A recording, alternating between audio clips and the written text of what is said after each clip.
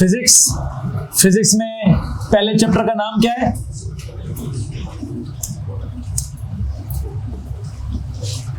Physical quantities. और physical quantities में कौन सी वाली पढ़ रहे हैं? बेस क्वांटिटीज या डिराइव्ड क्वांटिटीज? बताएं जरा सर जी। डिराइव्ड क्वांटिटीज पढ़ रहे हैं, कौन सी?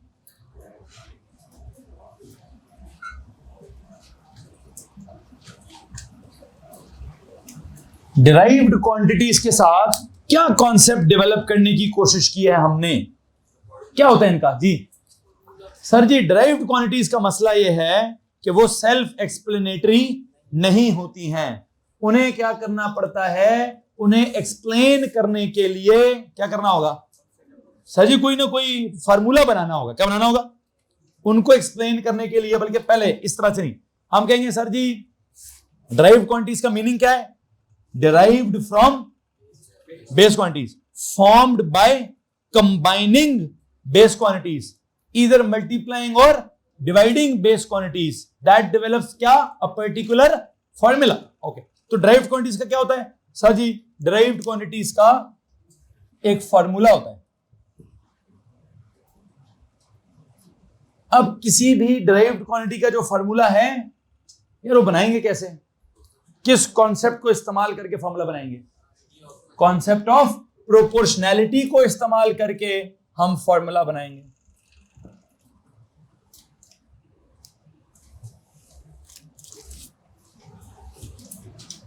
फॉर्मूला बनाने के लिए क्या करना पड़ेगा सर जी? कोई प्रोपोर्शनैलिटी का कॉन्सेप्ट इस्तेमाल करना पड़ेगा। यार ये प्रोपोर्शनैलिटी क्या होती है सर जी? ये बुनियादी तौर पर दो क्वांटिटीज के दरमियान एक रिलेशन होता है। वो रिलेशन कैसा हो सकता है सर जी? वो रिलेशन या तो सीधा सीधा होगा या उल्टा उल्टा होगा। ये सीधे सीधे रिलेशन को क्या कहते हैं सर जी? सीधे रिलेशन को कहते हैं डायरेक्ट रिलेशन। और ये उल्टे रिलेशन को कहना क्या चाहिए था? नहीं, कहना क्या चाहिए था? इनडायरेक्ट। लेकिन कहते क्या है? इनवर्स। इनडायरेक्ट नहीं कहते, इनवर्स कहते हैं। ठीक है। अच्छा, ये डायरेक्ट रिलेशन को का मतलब क्या है? What is mean by direct relation? Girls में से जो सेकंड रो में बैठी हैं नंबर 1 पर, नूर की बहन, नाम क्या आपका? माहम। माहम प्लीज बताएं ये डायरेक्ट रिलेशन का मीनिंग क्या है? If two quantities are directly related to each other, what do you mean by this? सबके सब रिलैक्स जी। माहम कैसे समझाऊं? किसी भी तरह समझाएं। कल हम 1 घंटा समझते रहे। कोई भी मिसाल दे दें या कुछ भी ऐसे समझा लें। Easy, better, relax. अब मुझे एक बंदे से बात करनी है, मुझे कोई जल्दी नहीं है, मुझे उस बच्चे का दिमाग थोड़ा हिलाना है। इफ आई से हाँ तो what does it mean? If A is directly proportional to B, what does it mean? What does it further mean?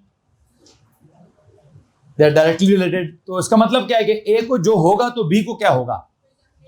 हाँ, ये इसका मीनिंग है। डायरेक्ट प्रोपोर्शन का मीनिंग क्या है? अगर एक क्वांटिटी में कोई तब्दीली आती है तो दूसरी क्वांटिटी में भी वो ही तब्दीली आएगी। अगर ए क्या होगा? इंक्रीज होगा तो बी भी इंक्रीज होगा। अगर ए क्या होगा? डिक्रीज होगा तो बी भी डिक्रीज होगा। ए में जिस किस्म की तब्दीली है बी में उसी किस्म की तब्दीली है। Do get this thing? हमने कहा directly proportional to B, the A is directly related to B, A varies directly as B, A varies as B, change in A is similar to the change in B. समझ आ रहा कि नहीं आ रहा?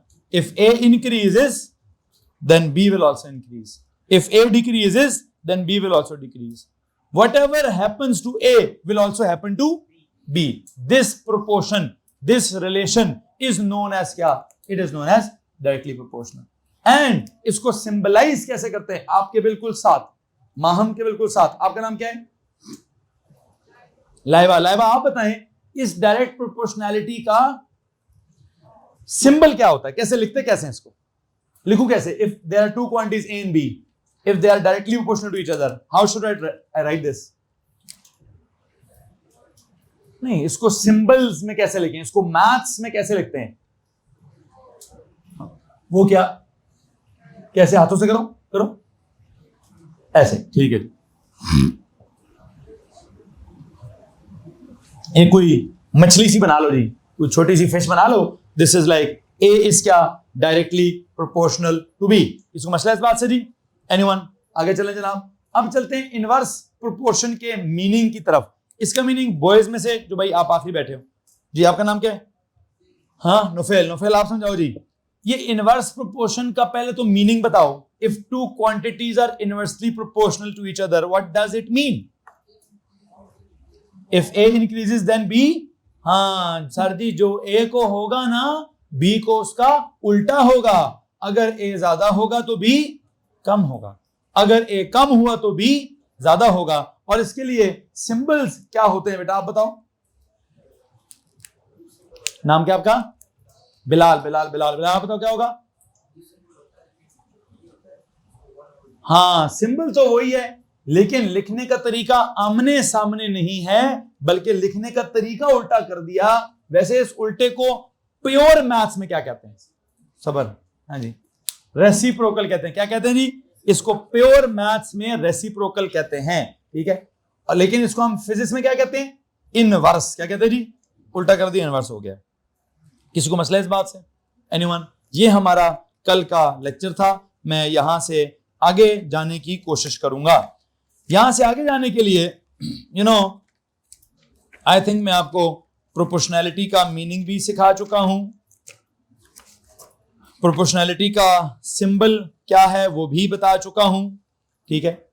अब यहां से आगे ना एक छोटा सा कॉन्सेप्ट मैंने आपको और समझाना है। वो कल मुझे कोई बता रहा था कि सर जी पता नहीं प्रोपोर्शनैलिटी को क्या करो। ऐसे एक बात बताएं, ये जब मैं किसी डिराइव्ड क्वांटिटी का फार्मूला बनाऊंगा, आपने कोई कल मुझे एक फार्मूला बता रहा था कोई, प्लीज जरा स्पीड का फार्मूला बताएं। स्पीड क्या इज इक्वल टू क्या, डिस्टेंस ओवर। तो एक सवाल है, इस फार्मूले के दरमियान में इक्वल्स का निशान है या प्रोपोर्शन का निशान है? हाँ जी, सवाल क्या है? जो भी आपने फार्मूला मुझे बोला है अभी, कौन सा बोला है? Speed equals distance over. अच्छा, मेरा सवाल, आपने इस फार्मूले में मतलब इधर स्पीड लिखा, उधर डिस्टेंस ओवर टाइम लिखा, दरमियान में क्या लिखा है? इक्वल लिखा है कि प्रोपोर्शन लिखा है? प्रोपोर्शन लिखा है। मतलब अगर हम स्पीड का फॉर्मूला पूछता हूं तो आप कहते हैं sir speed distance over time, speed is क्या? Equal to distance over time. क्या लिखा है जी? हम तो फार्मूले में सर जी क्या करते हैं, उठा लो, हम तो फार्मूले में सर इक्वल लिखते हैं। क्या लिखते हैं? मैं क्या पढ़ा रहा हूं? मैं तो प्रोपोर्शन पढ़ा रहा हूं। क्या पढ़ा रहा हूं जी?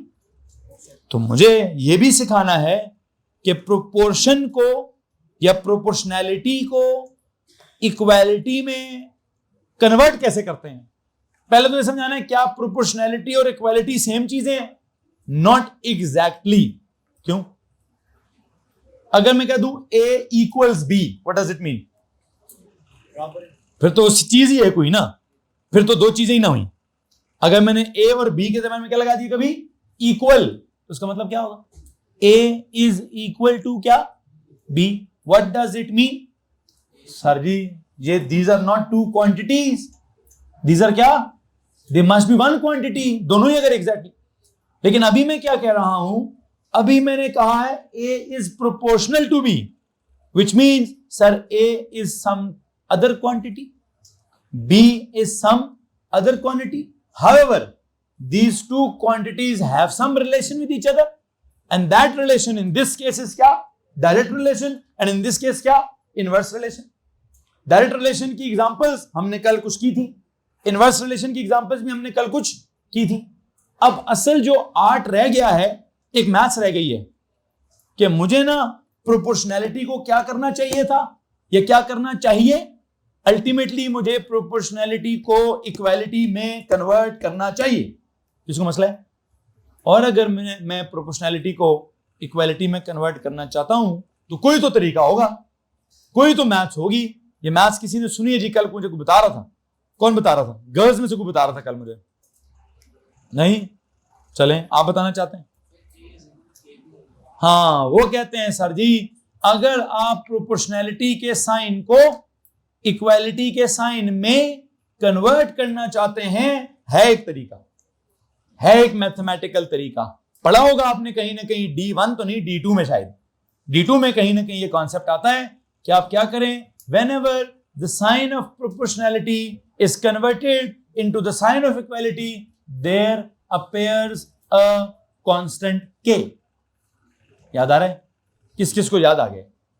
चलो जी, आधों को याद आ गया, जिनको याद नहीं आया वो क्या करें, वो भी सुन लें, अभी याद करें कि जनाब एक असूल है। क्या असूल है?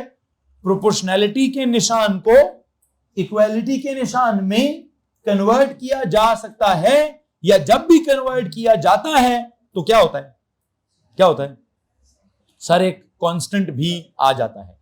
क्या हो जाता है? अब वो कैसे आता है मैं लिख के दिखाता हूं। एक काम करेंगे, जहां पे भी आपका कल का लेक्चर खत्म हुआ है उधर एक, अब सुनिए जरा, बेशक लाइन यू ना लगाएं, बेशक लाइन यू ना लगाएं, लेकिन जो मैं जुमला लिखवाऊंगा ना अभी, वो जुमला इधर या उधर नहीं, वो जुमला कैसा होगा, पूरा जाएगा। अभी जो मैं सेंटेंस लिखवाने लगा हूं, प्लीज इधर अलग उधर अलग नहीं लिखना। कैसे लिखना है? इधर पूरा लाइन में लिखना है, लिखेंगे जुमला एक, और उसके बाद दोबारा कॉलम स्टार्ट हो जाएगा। मैं इसलिए कह रहा हूं कि कॉलम्स में दोबारा कैरी करूंगा तो परेशान नहीं होना, ठीक है? बस फिलहाल क्या करो, हाँ अगले पेज पे चले जाओ, अगले पेज पे चले जाओ। क्या लिखवाना जी? एक नोट लिखो, whenever the sign of proportionality, whenever the sign of proportionality is converted into the sign of equality, is converted into the sign of equality, there appears a constant, there appears a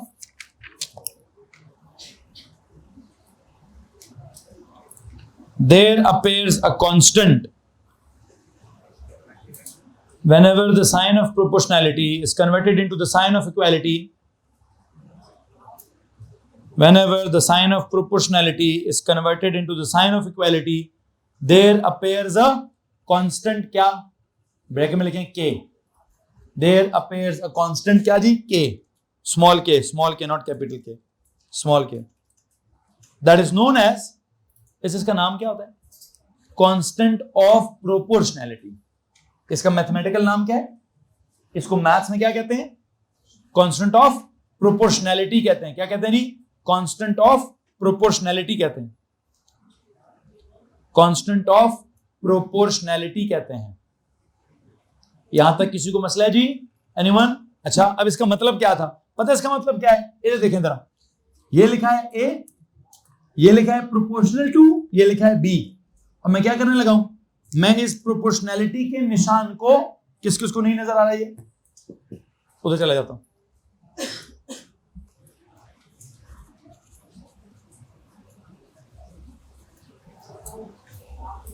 मिसाल मतलब यहां पे क्या लिखा था, ये direct proportion वाला column है, सॉरी ये डायरेक्ट प्रोपोर्शन वाला कॉलम है, और ये इनवर्स प्रोपोर्शन वाला कॉलम है। डायरेक्ट प्रोपोर्शन वाले कॉलम में मैंने आपको क्या कहा, whenever the sign of proportionality is converted into the sign of equality, board पे देखेंगे, जब भी इसकी जगह ये लिखेंगे तो क्या होगा, क्या होगा sir? there appears a constant, constant का सिंबल क्या होगा, k, जिसको बोलेंगे क्या, कांस्टेंट ऑफ, दोबारा बताइए जी, मेरे साथ जुमला रिपीट करेंगे, जब भी मैं इस प्रोपोर्शनैलिटी को किसमें, इक्वालिटी में कन्वर्ट करूंगा तो क्या होगा, क्या पेयर होगा, एक कांस्टेंट, उस कांस्टेंट का सिंबल क्या होगा, के, उसका नाम क्या होगा, कांस्टेंट ऑफ प्रोपोर्शनैलिटी। तो लिखेंगे कैसे, के, और के बी के साथ क्या हो रहा होगा सर? ऑफ कोर्स के बी के साथ मल्टीप्लाई हो रहा होगा। क्या होगा भाई? हमने क्या किया, मैंने कहा whenever the sign of proportionality is converted into the sign of equality, क्या हो रहा है, ये प्रोपोर्शनैलिटी है, ये इक्वालिटी है, इस प्रोपोर्शनैलिटी को इक्वालिटी में कन्वर्ट करो तो क्या होता है सर जी? एक कांस्टेंट अपेयर होता है, उस कांस्टेंट का सिंबल क्या है, के, उसका सिंबल है, और उसके लिए पूरा वर्ड क्या होता है, कांस्टेंट ऑफ प्रोपोर्शनैलिटी। जी तो भाई यहां तक किसी को परेशानी है? जी हाँ, वो तो आप जब मैथ्स पढ़ेंगे तो एक की जगह y होगा तो b की जगह x होगा, लेकिन वो मैथ्स में होगा। मैं तो क्या पढ़ा रहा हूं, फिजिक्स पढ़ा रहा हूं। मैथ्स में आपको वेरिएबल्स पढ़ाए जाएंगे, वहां पर आपको सारा काम x और y के हिसाब से पढ़ाया जाएगा। मैं चूंकि फिजिक्स पढ़ा रहा हूं तो मैं कोई चीजें डिस्टेंस के हिसाब से पढ़ाऊंगा, कोई चीजें टाइम के हिसाब से पढ़ाऊंगा, कोई चीजें स्पीड के हिसाब से जो भी क्वांटिटीज हैं विच कैन बी a और that can be b, what ever the quantities can be. ठीक है, बहरहाल उधर चलें जी। उधर भी क्या होगा, उधर भी जब यहां पर आप क्या करेंगे, ये वैसे लिखा हुआ क्या है, A is inversely proportional to B। जब आपने B को उल्टा देखा तो इस निशान को पढ़ेंगे क्या, इनवर्सली प्रोपोर्शनल टू क्या जी, B। इसको भी क्या करें सर जी, इसको भी जब आप इक्वालिटी में कन्वर्ट करेंगे तो क्या होगा, there will appear a constant of proportionality K। लेकिन वो K किधर होगा, ऊपर के नीचे? K तो ऊपर आएगा, तो B किधर आ गया, B तो था ही नीचे। जी बिल्कुल बिल्कुल उसी तरह कॉलम्स में इधर डायरेक्ट वाला लिखें, उधर इनवर्स वाला लिखें, इधर डायरेक्ट वाला लिखें और उधर इनवर्स वाला लिखेंगे। सो यू नो यहां पर ये जो K है ये भी क्या है,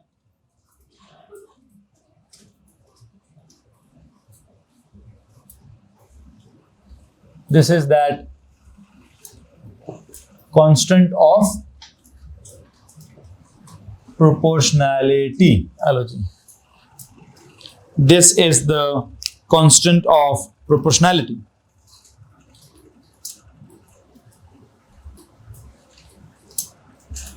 जी भाई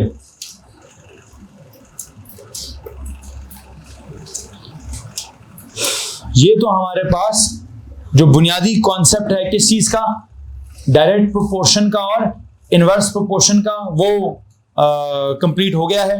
अब मैं आपको इस कॉन्सेप्ट की बुनियाद पर क्या बताना चाहूंगा कि हम फार्मूला कैसे बनाते हैं। देखिए हमारा कल क्या टॉपिक था, डिराइव्ड क्वांटिटीज का क्या करना, फार्मूला बनाना। फार्मूला बनाने के लिए क्या इस्तेमाल करना था, प्रोपोर्शनैलिटी। प्रोपोर्शनैलिटी की सारी बातें मैंने आपको समझा दी हैं, डायरेक्ट प्रोपोर्शन भी समझा दिया है और इनवर्स प्रोपोर्शन भी समझा दिया है। डायरेक्ट प्रोपोर्शन का मतलब भी समझा दिया है, इनवर्स प्रोपोर्शन का मतलब भी समझा दिया है। डायरेक्ट प्रोपोर्शन का सिंबल भी समझा दिया है, इनवर्स प्रोपोर्शन का सिंबल भी समझा दिया है। चाहे वो डायरेक्ट है या वो इनवर्स है, प्रोपोर्शन को इक्वालिटी में जब कन्वर्ट करते हैं तब जो निशान आता है वो निशान भी समझा दिया है। हाँ, अब उसकी वैल्यू क्या होती है, ये जो हमारा कांस्टेंट K है, इस कांस्टेंट K की वैल्यू क्या होती है। किसी केस में इसकी वैल्यू 1 होती है, किसी केस में इसकी वैल्यू 1/2 होती है, किसी केस में इसकी वैल्यू 10 होती है। अब इसकी किस केस में क्या वैल्यू है क्या नहीं है, वो तो जब हम आगे चलेंगे तो ही हमें पता चलेगा कि K की वैल्यू क्या है।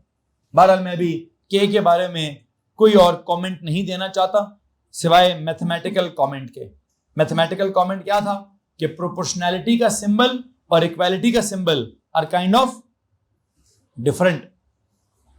whenever you want to convert the proportionality into क्या, equality, you will always write क्या, you will always write some constant and that constant will be symbolized by क्या, by the symbol K। किसी को मसला इस बात से।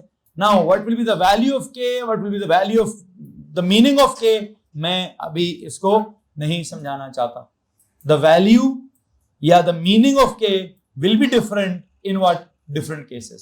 हाँ ये मैं लिखवा देता हूं, एक काम करें इधर दोबारा एक नोट लिखें जो ऐसे जाएगा, द वैल्यू और the meaning of K, and दोबारा एक मीनिंग लिखें जी, द व्हाट, द वैल्यू और meaning of K is different in what, in different cases।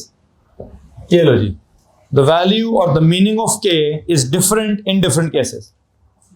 Is different in different cases.